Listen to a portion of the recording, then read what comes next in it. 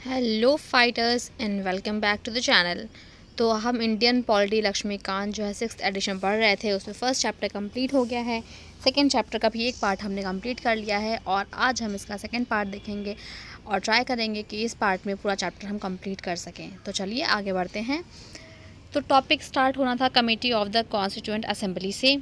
जो constituent assembly है उसने कमेटी में कुछ मेंबर्स को अपॉइंट किए थे जिससे कि क्या हो, कॉन्स्टिट्यूशन मेकिंग के जो डिफरेंट टास्क हैं उनसे डील किया जा सके। और इन सभी में से जो 8 मेजर कमेटीज़ थी और बाकी की माइनर कमेटीज़ थी। और इन कमेटीज़ के नेम और चेयरमैन आपको याद करने की कतई ज़रूरत नहीं है, हाँ बस चेयरमैन याद कर लो आप। मेजर कमेटी में जो थी यूनियन पावर कमेटी, ये जवाहरलाल नेहरू की थी, जो कि इसमें 8 है, आप फटाफट देख सकते हैं हम। यूनियन कॉन्स्टिट्यूएंट असेंबली जो है, यूनियन कॉन्स्टिट्यूशन कमेटी जो है वो भी जवाहरलाल नेहरू की थी।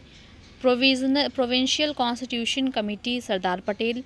Drafting committee doctor BR Ambedkar. Advisory committee on fundamental right, minorities and tribal and excluded area Sardar Patel. ये कमेटी जो है कुछ 5 सब कमेटीज़ भी फॉलो थी, जैसे कि फंडामेंटल राइट्स सब कमेटी जो कि JB कृपलानी द्वारा चेयर्ड थी। Minorities sub committee HC Mukherjee. North eastern frontier tribal areas and Assam excluded and partially excluded areas sub committee Gopinath Bordoloi. Excluded and partially excluded areas other than those in Assam sub committee AV Thakkar. North west frontier tribal areas sub committee. तो इसके बाद 6th committee थी rules of procedure committee doctor Rajendra Prasad. State committee on negotiating with states Jawaharlal Nehru. Steering committee doctor Rajendra Prasad. कुछ minor committees हैं, आप इनको देख लेना, ज़रूरी नहीं है। अब आते हैं ड्राफ्टिंग कमेटी के पास। तो इन जो ये बाकी सारी कमेटीज़ थी कॉन्स्टिट्यूएंट असेंबली की, जो कि मोस्ट इम्पॉर्टेंट कमेटी थी, उसमें थी एक ड्राफ्टिंग कमेटी जो कि अगस्त 29, 1947 को सेटअप करी गई थी। जो ये कमेटी थी, इसको कहा गया था जो भी नए कॉन्स्टिट्यूशन का जो ड्राफ्ट है उसको प्रिपेयर करना है। तो इस कमेटी में 7 मेंबर्स थे। डॉक्टर BR अम्बेडकर चेयरमैन थे। गोपाल स्वामी अय्यर, अदाली Krishna Swami Ayyar, doctor KM Munshi, Syed Mohammad Saadullah, N Madhava Rao. उन्होंने रिप्लेस किया था BL मित्र को, जो कि रिज़ाइन कर लिए थे जिन्होंने, क्योंकि उनकी हालत ख़राब थी, हेल्थ ख़राब थी। TT कृष्णामाचारी, इन्होंने रिप्लेस किया था DP कैतन को, जिनकी डेथ हो गई थी 1948 में। अब देखिए, जो ड्राफ्टिंग कमेटी जो थी, जिसने जो भी पूरा इनका टास्क था, वेरियस कमेटीज़ के प्रपोजल्स को कंसिडर किया करके इन्होंने पहला जो ड्राफ्ट प्रिपेयर किया था कॉन्स्टिट्यूशन ऑफ इंडिया के लिए, वो पब्लिश किया गया था फरवरी 1948 में। इंडियन पीपल को हक दिया गया था, राइट दिया गया था कि उनके पास 8 महीने हैं इस ड्राफ्ट को डिस्कस करें, और अगर वो कोई अमेंडमेंट चाहते हैं तो उसके लिए प्रपोजल दें। अब पब्लिक कमेंट से अगर हम बात करें तो कुछ क्रिटिसिज्म और कुछ सजेशन आए। ड्राफ्टिंग कमेटी ने प्रिपेयर किया एक सेकेंड ड्राफ्ट जो कि पब्लिश हुआ था अक्टूबर 1948 में। इस तरह से ड्राफ्टिंग कमेटी है, उसको 6 महीने से कम का टाइम लगा था इस ड्राफ्ट को प्रिपेयर करने में, जो कि पूरा सेट हो गया था 141 डेज़ में। अब आगे बढ़ते हैं हम। आगे बढ़ने पर मिलता है इनैक्टमेंट ऑफ द कॉन्स्टिट्यूशन। तो डॉक्टर BR अम्बेडकर है, इन्होंने फाइनल ड्राफ्ट इंट्रोड्यूस किया था कॉन्स्टिट्यूशन का असेंबली में नवंबर 4, 1948 में, जो कि फर्स्ट रीडिंग थी। तो असेंबली ने एक जनरल डिस्कशन किया था इस पर 5 दिनों तक। फिर सेकेंड रीडिंग हुई थी, जो कि हुई थी नवंबर 15, 1948 तक। 8 से ख़त्म हुई थी अक्टूबर 17, 1949 में।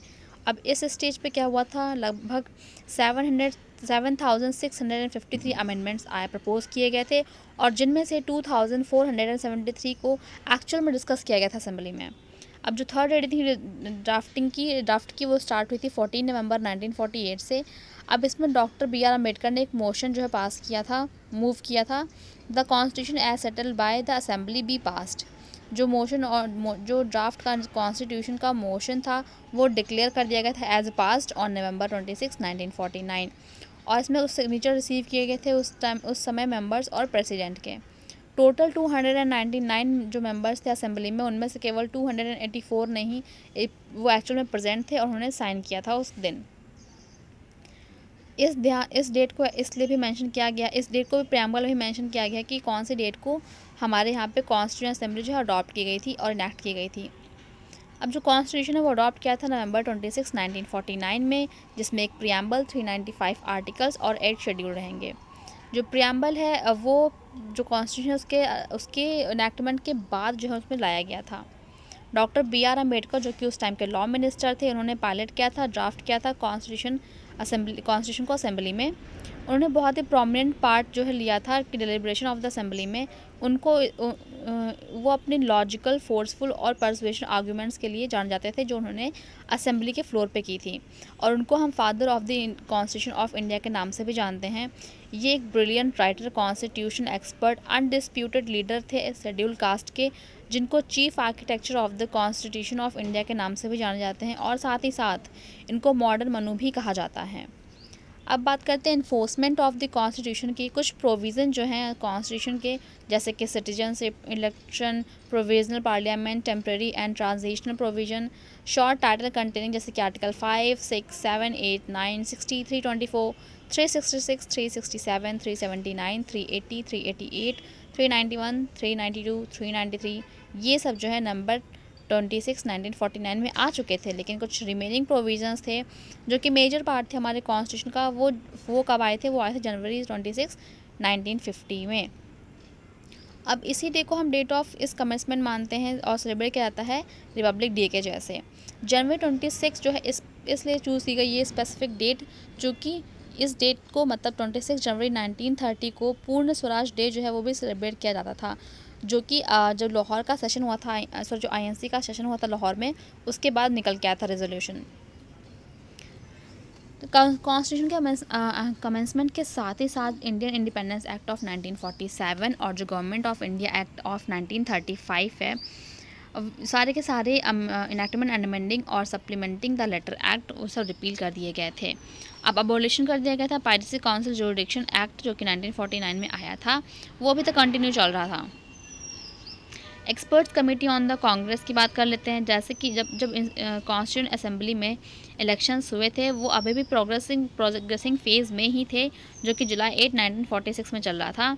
जो कांग्रेस पार्टी है उन्होंने अपॉइंट किया एक्सपर्ट कमेटी, जिससे कौन सा पर्पस सर्व हो सके, एक मटेरियल बनाया जा सके कॉन्स्टिट्यूशन असेंबली के लिए। कमेटी में कौन कौन कंसिस्ट था देख लेते हैं। जवाहरलाल नेहरू जो थे इसके चेयरमैन थे। इतना जाना ज़रूरी है वैसे तो। अब बाद में क्या हुआ, जो इस कंपनी के प्रपोजल थे और वो रिजॉल्व कर दिए गए थे कि कृष्ण कृपाचार्य जो कि को ऑप्टेड थे as a member and convener of the committee. Committee की 2 सिटिंग थी। पहली सिटिंग जो थी वो दिल्ली में हुई, जो जुलाई 20 से 22 1946 तक थी, और जो सेकेंड थी वो बॉम्बे में थी, अगस्त 15 to 17 1946 तक। बहुत से नोट्स प्रिपेयर किए गए थे मेंबर्स के द्वारा, लेकिन जो कमेटी है उसने बहुत ही मिनिमम से या फिर बहुत ही रिक्वायर्ड चीज़ों को कॉन्स्टिट्यूशन असेंबली में डिस्कस किया। अब क्वेश्चन ये निकल के आ रहा था, जो वेरियस कमेटी का अपॉइंटमेंट होगा and the draft of a resolution on the objective of the constitution to be move during the first session of the constitution, और जो भी रेजोल्यूशन मूव किया गया था फर्स्ट सिटिंग में कॉन्स्टिट्यूशन असेंबली में, उसमें कैसे अपॉइंटमेंट किया जाएगा। अब जो इस कमेटी का जो रोल उसने निभाया कॉन्स्टिट्यूशन के मेकिंग में, जिसमें ग्रैनवेल ऑस्टिन जो कि ब्रिटिश कॉन्स्टिट्यूशनल एक्सपर्ट थे, उन्होंने क्या ऑब्ज़र्व किया, जो कांग्रेस एक्सपर्ट कमेटी ही है जिसने पूरे के पूरे इंडिया में एक प्रेजेंट कॉन्स्टिट्यूशन का जो है एक रोड मैप तैयार किया। कमेटी मेंबर्स और जो वर्किंग थे उसी कैबिनेट मिशन स्कीम के फ्रेमवर्क में उन्होंने एक जनरल सजेशन दिया कि कैसे एक ऑटोनॉमस एरिया को एक पावरफुल प्रोविंशियल गवर्नमेंट और सेंटर के पावर्स को कैसे रखना है, और ये भी रखना कि कितना चीज़ें कब इशू करनी, कौन से प्रिंसिपल स्टेट में और कौन सी अमेंडिंग पावर्स उनको देनी चाहिए। और साथ ही साथ उन्होंने क्या ड्राफ्ट किया, उन्होंने एक ऐसा रेजोल्यूशन ड्राफ्ट किया जिससे कि क्या हो, जो ऑब्जेक्टिव रेजोल्यूशन से बहुत ही रिसेंबल करता हो। तो ये कहा था पूरा ग्रैनवेल ऑस्टिन ने कांग्रेस के बारे में। अब कुछ क्रिटिसिज्म देख लेते हैं कॉन्स्टिट्यूएंट असेंबली के। तो इसमें पहला क्या कहा गया है, not a representative body. Critics कहते हैं कि जो कॉन्स्टिट्यूशन असेंबली है वो रिप्रेजेंटेटिव बॉडी नहीं है, क्योंकि इसके मेंबर्स जो हैं वो डायरेक्टली इलेक्टेड नहीं किए गए थे पीपल ऑफ इंडिया के द्वारा on basis of universal adult franchises. Not a sovereign body. Critics का यही मानना है कि कॉन्स्टिट्यूशन असेंबली जो है वो सॉवरेन बॉडी नहीं है, क्योंकि ये क्रिएट की गई थी ब्रिटिश गवर्नमेंट के प्रपोजल के द्वारा। साथ ही और इसके बाद जो थर्ड पॉइंट है, टाइम कंज्यूमिंग। क्रिटिक्स अगर हम माने तो कॉन्स्टिट्यूएंट जो असेंबली है वो एक अनडलगी लॉन्ग टाइम टेकिंग कॉन्स्टिट्यूशन है। इन्होंने कहा कि जो अमेरिकन कॉन्स्टिट्यूशन है उसने केवल 4 महीने लिए थे पूरे कॉन्स्टिट्यूशन को फ्रेम करने के काम को। इस कॉन्टेक्स्ट में जो नाजरुद्दीन अहमद हैं जो एक कॉन्स्टिट्यूएंट असेंबली के मेंबर भी थे, इन्होंने एक नया नाम रखा ड्राफ्टिंग कमेटी का, जो कि शो करता है कि जिन्होंने नाम रखा ड्राफ्टिंग कमेटी दिखाई कैसे ऐसे चीज़ें हुई हैं, उसको नाम दिया गया था ड्राफ्टिंग कमेटी। चौथा पॉइंट है डोमिनेटेड बाय कांग्रेस। क्रिटिक्स ने ये भी चार्ज लगाया है कि जो कॉन्स्टिट्यूएंट असेंबली है वो डोमिनेट की गई है कांग्रेस के द्वारा। और इस बात पे जो ग्रैनविन ऑस्टिन है जो कि एक अमेरिकन कॉन्स्टिट्यूशन एक्सपर्ट है, उन्होंने कहा कि क्या जो कॉन्स्टिट्यूएंट असेंबली है वो वन पार्टी बॉडी होनी चाहिए, इसेंशियल है कंट्री के लिए, वो भी ऐसी कंट्री जो कि वन पार्टी कंट्री भी हो। इसलिए इस तरह से जो असेंबली है वो भी कांग्रेस की रहेगी और जो इंडिया है वो भी कांग्रेस का है। लॉयर पॉलिटिकल डोमिनेशन की बात करते हैं। ऐसा भी कहा गया कि जो क्रिटिक्स हैं वो कहते हैं कि जो कॉन्स्टिट्यूशन असेंबली है वो डोमिनेट की जा रही है लॉयर्स और पॉलिटिशियंस के द्वारा। उन्होंने कुछ पॉइंट्स ऐसे उन्होंने कहा कि जो सोसाइटी के सेक्शंस हैं वो सफिशेंटली रिप्रेजेंटेड नहीं हैं। ठीक है जी। अब है डोमिनेटेड बाय हिंदूज़। कुछ क्रिटिक्स का ये भी मानना है कि जो कॉन्स्टिट्यूएंट असेंबली है वो हिंदू डोमिनेटेड बॉडी है। इसमें कुछ व्यूज़ कहे गए हैं, आप चाहो तो देख लो, आप चाहो तो मत देखो, आपकी मर्ज़ी। अब आते हैं कुछ इंपॉर्टेंट फैक्ट्स के बारे में। इंपॉर्टेंट अगर फैक्ट्स से बात करें तो एलिफेंट को जो है सिंबल नेशनल सिंबल यूज़ कर लिया गया था कॉन्स्टिट्यूशन असेंबली का। सर BN राव जो अपॉइंट किए गए थे constitution adviser of the constitution assembly. HVR Iyengar को जो है secretary to the constitution assembly रखा गया था। SN मुखर्जी जो हैं एक चीफ ड्राफ्ट्समैन थे कॉन्स्टिट्यूशन असेंबली में। प्रेम बिहारी नारायण रायज़ादा जो है उन्होंने कैलीग्राफ किया था इंडियन कॉन्स्टिट्यूशन का, लेकिन जो ओरिजिनल कॉन्स्टिट्यूशन है वो हैंड रिटन था इन्हीं के द्वारा, वो भी इटैलिक स्टाइल में। जो ओरिजिनल वर्जन था वो बहुत ही ब्यूटीफुली और डेकोरेट किया गया था बाय आर्टिस्ट जो कहाँ के थे, शांति निकेतन, जिसमें था कौन नंदलाल बोस और बेहोर मनोहर सिन्हा। बेहोर राम मनोहर सिन्हा जो है इन्होंने इल्यूमिनेट किया, ब्यूटीफुली ऑर्नामेंट किया ओरिजिनल प्रियम्बल की कैलीग्राफी को, किसके द्वारा की गई थी ये, प्रेम बिहारी नारायण रायज़ादा। जो कैलीग्राफी है हिंदी वर्जन की ओरिजिनल कॉन्स्टिट्यूशन की वो की गई थी वसंत कृष्णन वैद्य और इसको डेकोरेट किया गया था नंदलाल बोस के द्वारा।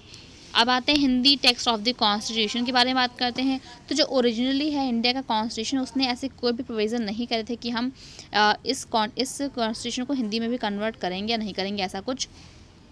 बाद में प्रोविज़न आया इस रिगार्डिंग की जो बनाया गया था किसकी वजह से 58th constitution amendment act of 1987 के बाद ये प्रोविज़न लाया गया। इसमें इस अमेंडमेंट के थ्रू एक नया आर्टिकल 394A जो है वो लाया गया last part of the constitution, मतलब कि पार्ट 22 में।